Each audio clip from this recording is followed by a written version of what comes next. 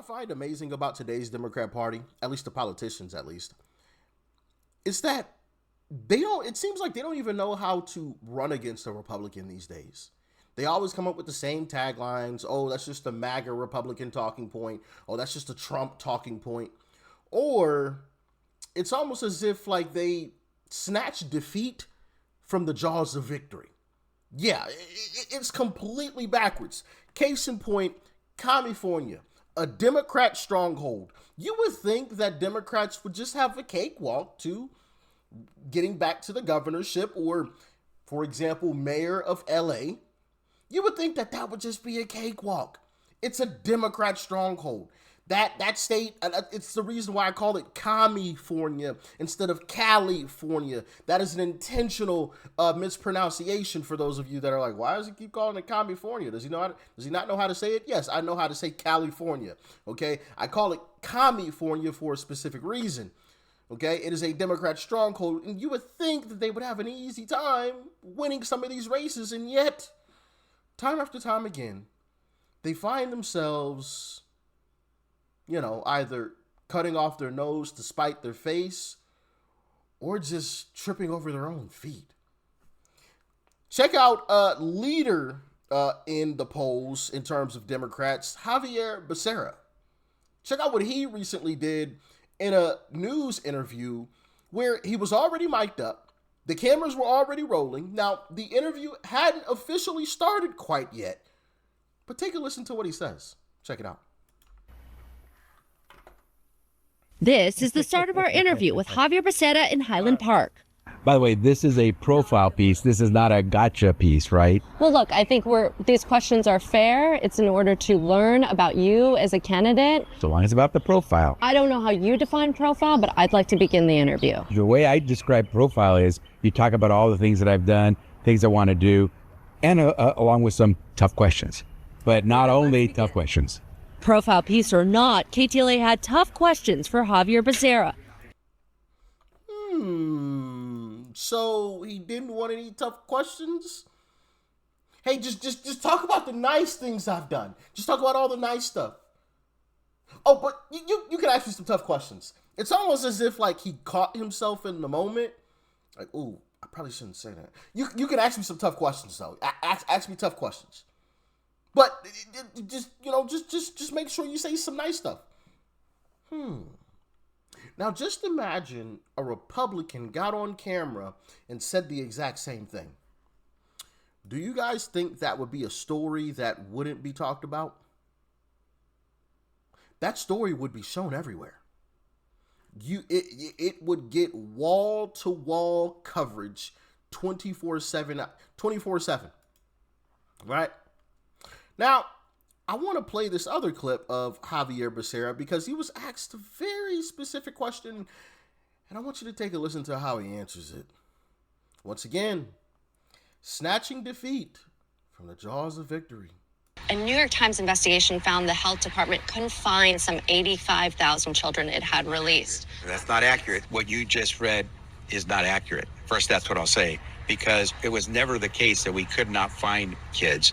You're essentially, I don't know if you got those talking points from Donald Trump. It's from a New York Times article. That's not what the New York Times article said. The New York Times said that individuals, the children and their sponsors, did not respond to calls. They didn't say we couldn't find kids. Working overnight in slaughterhouses, replacing roofs, operating machineries in factories, children as young as 14 years old. That part occurred after these children had left the care of Department of Health and Human Services. To let these children go into those individual sponsors in their responsibility. Some of these probably because they needed to earn some money. Excuse after excuse after excuse. And once again, remember what I said at the beginning, blame Donald J. Trump. That must be a Donald Trump talking point. Actually, it isn't. It's a New York Times post. Okay. And I love how the news, KTLA, put the actual article on the screen as he's lying about it. Oh, well, that's not what the New York Times said. Bam. Right there for anybody and everybody to see. Now, oh man, I want to play this too because he got asked about it again. He had an opportunity to clean it up, and I'll just let you be the judge. 5,000 children that went missing under your watch. And some of your critics, some of the people that are rooting against you are saying that makes you unfit to be governor. People are making these outrageous claims that I lost 85,000 kids. Why isn't someone looking for these 85,000 kids? If there are 85,000 kids lost, wouldn't there be those Megan alerts and all those? If you're so concerned about those kids, are you looking for them? Huh? It's a hoax. Bruh. We begin today's show looking at a shocking investigation by the New York Times exposing the forced labor of migrant children as young as 12 at factories across the United States. Over 100 unaccompanied migrant children, mostly from Central America, describe grueling and often dangerous working conditions, including having to use heavy machinery, being subjected to long hours and late-night shifts at facilities that manufacture products. At least a dozen migrant child workers have been killed on the job since 2017, according to the New York Times. We have more and more kids coming over without their parents, and they're being released to situations where they have to pay their own rent, provide their own living expenses. They're under huge pressure to send money back home, and they're ending up in some of the most brutal jobs in this country. Your story indicates that HHS Secretary Javier Becerra did put enormous pressure on other government agencies as well as his own agency to move the unaccompanied minors out of the detention facilities. What people who work at all levels of that agency say is that created a situation where kids were being pushed out too quickly to people who weren't vetted. And a lot of people inside the agency told me, he would always say, why can't we run this like an assembly line? We need to be more efficient. Henry Ford would never have gotten rich if he had run his assembly lines like this. And I was very skeptical. If Henry Ford had seen this in his plants, he would have never become famous and rich. Oh my God, bro. This is not the way you do an assembly line. Man, what the fuck? And kids aren't widgets, I get it. But we could do far better than this. Christian had come when he was 12, 2 years ago, and immediately the next day started working full-time in construction. And he told me he had already fallen twice that year. These are not undocumented children. They're not children who snuck in and nobody ever found out about them and now they're sort of living a subterranean life. These are children who turned themselves in at the border, usually asked for asylum, and were released to live with somebody who the government thought would protect them. The government can't release them unless they're sure that it's a trustworthy adult who is taking these kids on. And in some cases, they're being released to complete strangers.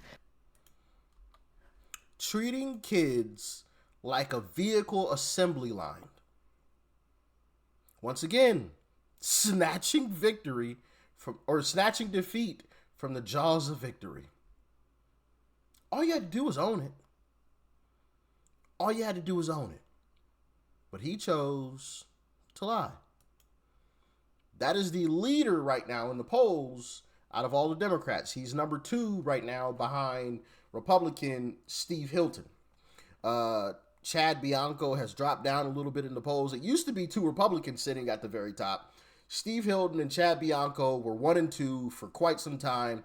Now Chad Bianco has dropped to number 5, I've seen. Number 4 in some polls. Behind, or number 3 in some polls. Wait, I'm getting the numbers wrong. So it was Steve Hilton, Javier Becerra, Tom Steyer, then Chad Bianco. Okay, so he's dropped quite a bit in the polls. So we'll see.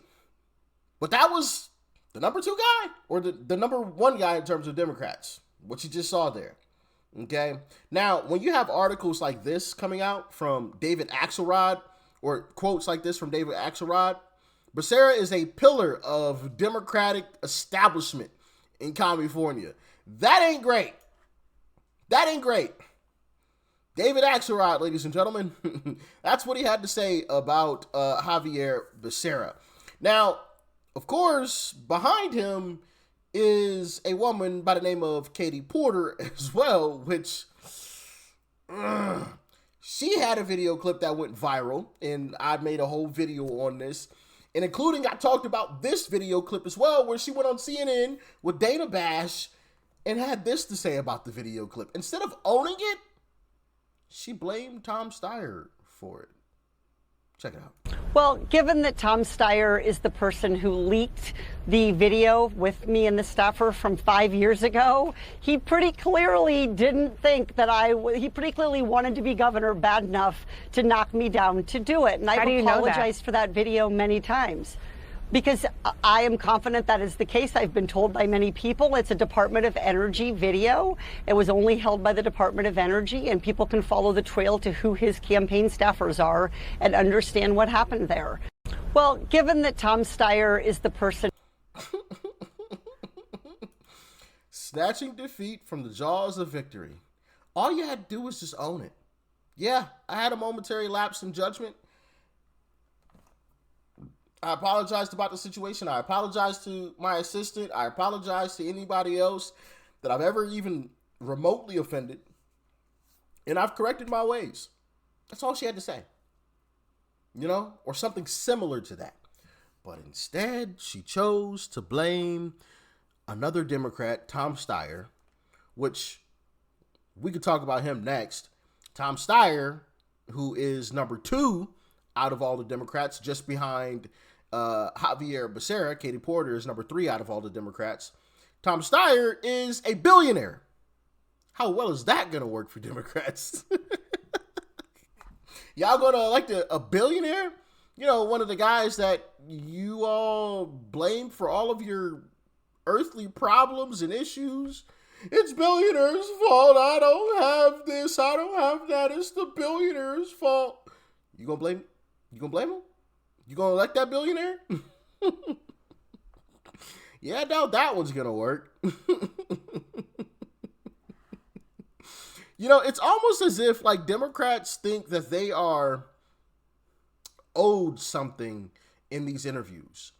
And it's something that us Republicans have been talking about for quite some time, where, you know, it's the reason why I call CNN the communist news network, or MS Now, formerly MSNBC. I call it BS Now, or MSDNC. It's because they cover for Democrats. They've been doing it for quite some time. It's obvious for anybody with 2 eyes and 2 brain cells left to rub together to see. Now, of course, they'll never admit it. They'll never say that out loud. But for anybody with any slight bit of common sense, you can see it. And you can feel it with these Democrats. And I'm about to show you guys this clip from Katie Porter in this interview, which clearly displays that, you know, and of course that the Javier Becerra clip at the very beginning did display that as well.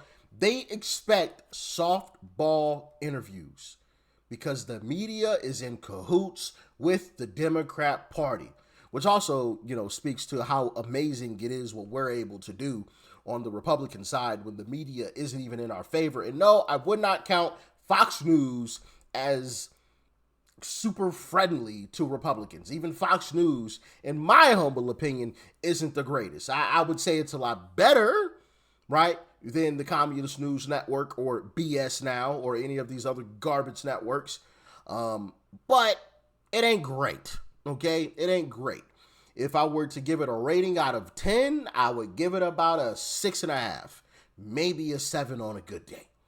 Just to give you guys a little bit of, you know, insight on where I'm kind of going with that. But here is the clip of Katie Porter in this interview, and take a listen to how it goes and what she says. We've also asked the other candidates, do you think you need any of those 40% of California voters to win? And you're saying, no, you don't. No, I'm saying I'm going to try to win every vote I can. And what I'm saying to you is that... Well, to those voters, okay, so you... I don't want to keep doing this. I'm going to call it. Okay. Thank you. You're not going to do the interview with us? Nope, not like this. I'm not. Not with 7 follow-ups to every single question you ask.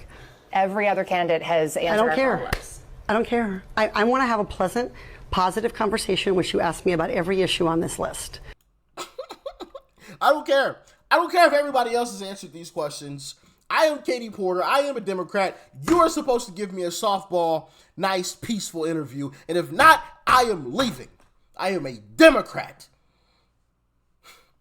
That's what it sounded like to me. Of course, you guys can get in the comments and let me know how you feel, but that's what it sounded like to me. And then, of course, you got to move on to Eric Swalwell, which we don't need to dive into that once again. We all know how that played out. But also, one thing that a lot of people aren't talking about, and Katie Porter actually mentioned this, they all knew about it. All of these Democrats, they all knew about who Eric Swalwell was and what he was doing. Now, Katie Porter, I think her specific, what she specifically said, don't quote me on this, but she said something about the fact that there were rumors about Eric Swalwell. So, I don't believe that, right? I believe they knew. It wasn't just rumors. Like, they knew, of course, right? But I believe her exact wording was there were rumors about Eric Swalwell and who he was and what he was doing and participating in, and none of them said anything. They were about to let Eric Swalwell possibly waltz into the governorship of California knowing exactly who this individual was. Which also I find quite crazy because, like, why would you do such a thing? Like, it's just, I've talked about this before. There's plenty of women who literally leave their homes on Fridays, Saturdays, sometimes during the week, literally going out to find somebody to clap their cheeks. That's facts. That is facts. Ladies can comment in the comment section. Y'all got some homegirls where there have been moments in time where she specifically left the house to find somebody to clap her cheeks. That was her sole mission. I am not lying. So to do what he allegedly did is crazy to me. Because you can literally just pull up to your local bar and find some chick that's exactly what she came there for. Y'all both there for the same reason. You trying to find some cheeks to clap, and she trying to find somebody to clap her cheeks. Boom. Done data. You both get what you want. Ladies know I'm not lying either. Y'all ladies know. If y'all lie to y'all know. Okay? Now, if we move on to LA with Karen Bass, she's not any better either. Like, this clip here, she's asked to answer a simple question, right? And take a listen to how she answers it, or how she really doesn't answer it. Check it out. You going to do with a second term that you weren't able to do in the first? Well, let me just tell you, complete many of the things I've been working on. For example, we have a terrible problem in LA with copper wire theft, which means our street lights go out all the time. Well, about a month ago, I've rolled out a plan to install 60,000 solar lights, moving away from copper, and we're installing a couple of hundred a month. You going? What are you going to do in your second term that you couldn't do in your first? I just started something where we're installing solar panels on the lights, so people stop stealing the wires. Well, first off, you didn't answer the question, ma'am. That's in your current term. What are you going to do in your second? You didn't answer the question. And number two, why don't you go after the criminals that are stealing the wires? Who would have thought of that? Instead of relying on solar panels, why don't we just arrest the people that are actually stealing the wires? Of course, you can't do that. You gotta keep it crime ridden, right? You gotta keep it crime ridden. But hey, what can you say? The first debate between Karen Bass, I forgot the other Democrat lady's name, and Spencer Pratt went horribly wrong. Horribly wrong. I believe 90% of the people that were asked post-debate who won, 90% of them said Spencer Pratt, a Republican, a guy who was running as a Republican. Yeah, 90% of the people said Spencer Pratt won. So you know what? Karen Bass and the other Democrat lady did? Democrats seem to realize the best chance of winning might be shutting up. Yeah. There was a second debate that was supposed to happen, and the two Democrats that were supposed to debate against the Republican, they backed out. I think that should tell you everything you need to know. Their ideas do not stand up to scrutiny. And if you watched until this point, thank you. Greatly appreciate you. I know this video is a little bit longer than what I've been putting out more recently. So we'll see how it goes. We'll see how it goes. But once again, I really do appreciate every single last one of you guys to stick around to the end. It shows so much love and support. Obviously, and I've said this before, that watching the videos until the end is honestly the biggest way to support, because it shows the YouTube algorithm that people are loving the video, and so it pushes it out to more people. And that's obviously what we ultimately want to do, because we want everyone to vote Republican eventually. That would be beautiful to see, at least for a short period of time. I don't think long term that would be great. You know, you would expect the Democrat Party to fix things in the meantime, in between time. And so then we get a more of a balance. But until the Democrats fix things and buys a toilet and a ruler and gets their you-know-what straight, yeah, I would love for everybody to vote Republican. All right? So thank you. I really do appreciate it from the bottom of my heart. I really do. I probably don't say thank you enough, but I don't want to bore you all with saying thank you. I want to get straight to the content that you came here for, but thank you. All right? Thank you. Now, just as a little cherry on top, I want to leave you all, if I can. Maybe you won't see it. If you don't see it, then I apologize. They got hit with the copyright, so I had to take it out. But here's an ad from Spencer Pratt. Check it out. Everything is awful. Everything is hell when you're part of the scene. Karen Bass is awful and burning down our streets. Dirty needles, human waste, we just name two awful things. A stolen car, a burned down house, you know what's awful? Everything. Moms in shock, hit the locks, a camp of addicts down the block. Lots of tents, a very big mess. Awful scenes are not the best. Camps, traps, and crap, they're awful. Crack, smack, and shacks, they're awful. Slums, and scum, and bums, that's awful. Everything you see or smell or touch is awful. Karen Bass is awful. Everything is hell when you're part of her scene. Everything is awful. And she's killing our dreams.